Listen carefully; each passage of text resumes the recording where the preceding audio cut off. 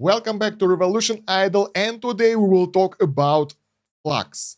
Offline Flux, Time Flux, and how they work. So in the Time Flux window, we have two options, Time Flux and Offline Flux, and they can be a bit confusing, so I will explain how each of those works now. But before we start, you know what I want. I want you guys to like the video and subscribe to the channel if you haven't yet, to promote it in YouTube algorithm so we can make more content for you like that. Anyway, Time Flux here is out for a while, and while you're offline, by default this one is set to 0, you will be getting some amount of that per hour. So basically for one offline hour of your time, of my time, right now I'm getting 28 minutes of Time Flux. So it's pretty cool because you can use it at any moment of your game. You can use it in batches. You can just speed up your game. That will be spending some of the Time Flux. So 1 time speed doesn't spend any of that, 2 times speed spends 1 second, for double the time, and 3 times spend 2 seconds for triple the time. And it's pretty convenient for your progression when you're building up. I really like that. So I like to use some Time Flux now and then. And then there is a Time Warp. Time Warp is interesting. So whatever time you will put here will be spent in 10 seconds. So if we spend 1 minute, we will go at 6 times speed, and it's not that useful to use it like that, right? You can stop it at any moment, and that will refund the rest of your Time Flux back. So basically, you can cancel it at any moment. But what I like to do is to go in batches of 5 or 10 minutes to get some upgrades now and then. So when you are growing your circles, playing the game or anything, sometimes you need to wait a bit in order to get to the next upgrade, get some more prestige, get some promotes, farm something, get achievements or something like that. So in order to do that, you can get the upgrades in your game, go to Time Flux, and spend like 5 minutes Time Warp. It's not as effective as just waiting for 5 minutes, but that's good enough for keeping playing active. So now we're going at 30 times speed because we have input 5 minutes, and we can go back over here and get some more upgrades. If it's not enough, we can switch it to like 10 minutes, so that's more time.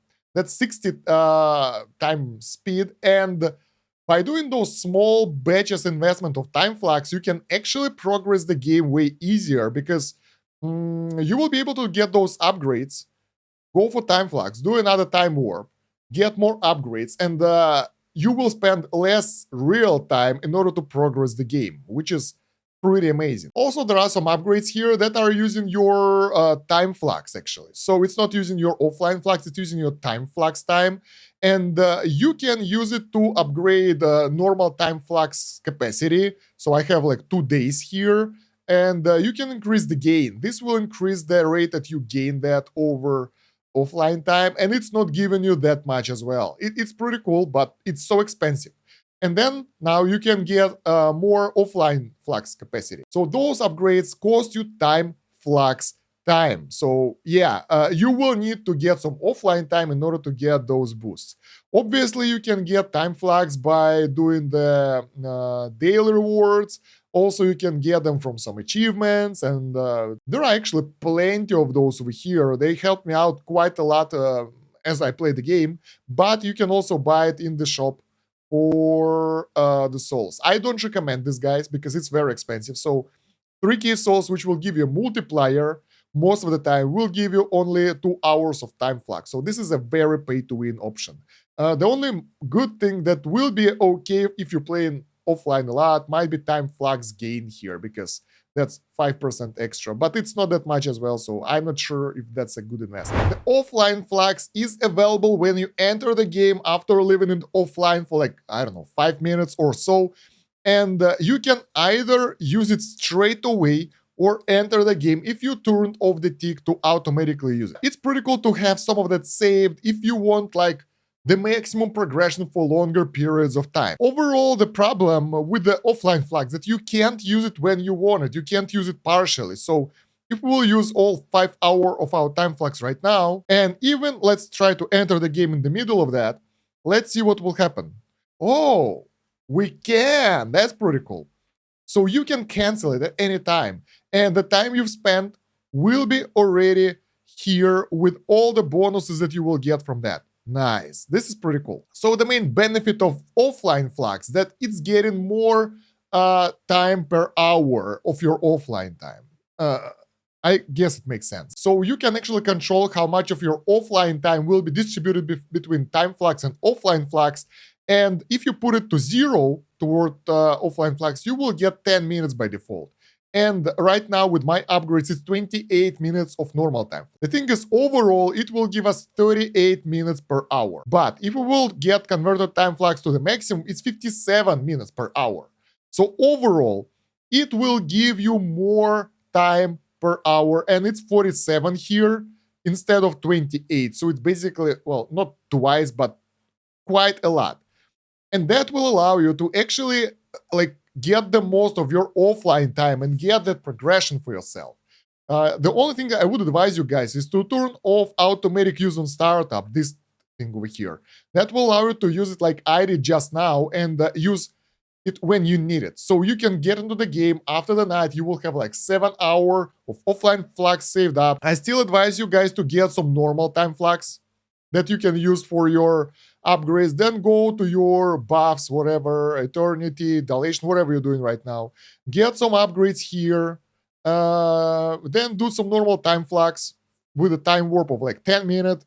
Do that. Use the normal time flux to gain some more buffs and get upgrades. And then when you need the longer duration of the time skip, of the time warp, you can usually use the offline flux. So basically, right now we get some upgrades here and there. And then if we want to use the offline flux, what I will do, I will press Option, save, and quit, and then wait for like, I don't know, 5 to 10 minutes, go back into the game and use it like I did in the beginning of this section. And that will allow me to use my offline time more effectively and generate more gains from that. So that's what offline flux is for, and that's why it's so cool. The only problem with it that you can't really use it in normal time warps over here, which is a bit annoying, but I mean, you get more of that, so it's pretty cool. I personally leave it at 50% because I'm okay with the normal time flux as well. But I would advise giving it to like 75% or so. So that will get you closer to that 1 offline time minute to 1 flux minute for your boosts. So that's a pretty cool thing to do. And yeah, now when you know how time flux and offline flux works, you can actually customize it to your liking and to your playstyle. I personally like time flux way more than offline flux because it's easier to use, but if I will be using only that, I'll be getting only half of that. Like my offline time won't be as efficient. I don't get a lot of offline time since the game is running 24/7, but still. Yeah, so I will put this one to 50 as I did before. That way I will get some decent amount of time flux that I can use later in the runs, and I will get offline flux as well that can be used to get the longer progression if I turn off my PC. But in most cases, anyway, you would time flux is good, both time flux and offline flux, but keeping the game running is still better. You will still get all the multipliers up and all the auto purchase working. The only difference is that you can use time flux in batches. So if you need to skip like 20 minutes, you have to wait if you don't have that. And that's the drawback, and that's why you still need to get the time flux. And then you can get those, upgrade batches that I showed you before. So you upgrade, you do the time flux, you do upgrade again, and that will speed up your active gameplay. So you don't need to sit here and look at the numbers for forever and wait for the next milestone. Like, okay, that will take 15 minutes. What do I do now? So that's the main issue of the time flux and the main use of that. And yeah, guys, let me know, how do you like to use time flux and offline flux in your gameplay? Do you actually use it automatic on startup? Do you think that tip was useful? Now you know that you can actually cancel offline flux and still save some of that, so you can partially use it if you want to. That opens up a lot of opportunities, but it's really hard to manage properly. So yeah, share your experience and tips down below in the comments, and while you're going there, don't forget to like the video and subscribe to the channel if you haven't yet.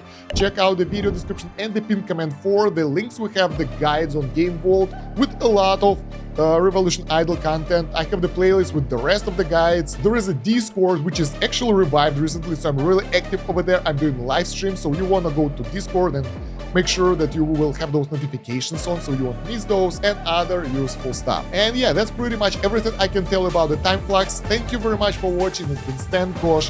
Have a good one. Bye.